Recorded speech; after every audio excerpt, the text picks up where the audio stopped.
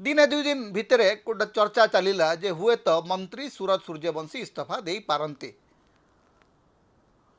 एक सूत्र कहला जे मुख्यमंत्री चाहूँगी जे मंत्री इस्तीफा दिंतु। केवल जड़े मंत्री नुहंती, मुख्यमंत्री चाहूँगी जे रथयात्रा घटन जो भाया मिसमैनेजमेंट है, जो भाया कुपरिचालना है, धनजीवन क्षय है, लोक असंख्य क्षति सहिले, लोक प्राण हरइले, से मामला रे जड़े मंत्री एवं सौम्यश्री विशी मामला रे आउ जड़े मंत्री इस्तीफा दियंतु बोलिकी मुख्यमंत्री चाहूँगी।